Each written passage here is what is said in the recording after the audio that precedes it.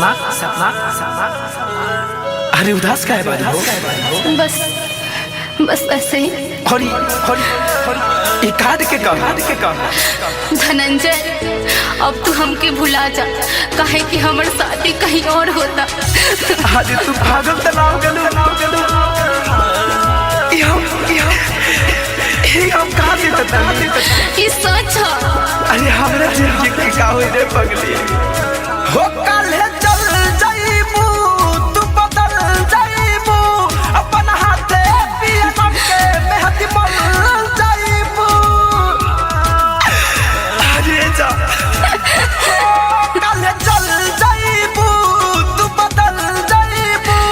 अपन हाथे पिया के मेहदी मल जाईबू दिल धड़क गइल फरक तोहरा बोलिया में कल तर जाइबे हम तम जाई सोना ले कोई हला से हमर डोलिया में ऐसे मत बोला ना। जाइबे हम तम जाई सोना ले कोई हला हमर डोलिया में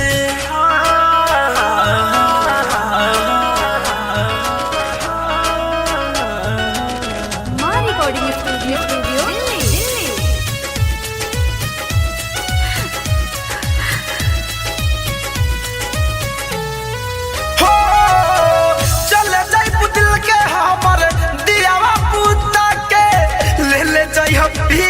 के बगल में सुता के अरे जा घूंघटा तनले रहियो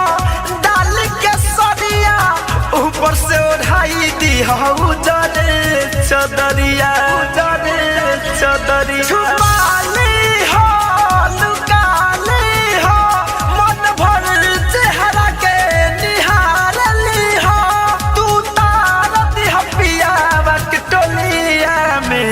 कल तर जाइब हम तम जाइब जान ले कोई हलास हमर डोलिया में कल तर जाइब हम तम जाइब सोना ले कोई हलास हमर डोलिया में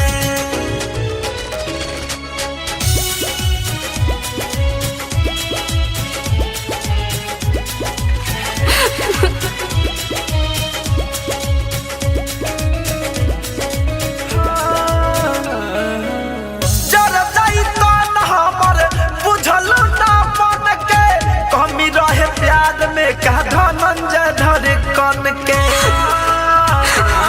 अरे मर जाइए जा पीछा ही उतरी हो लेके जइहना मकान में जाके तू जरा दी हो ससुरा के शमशान में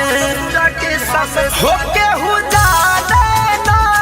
पहचाने ना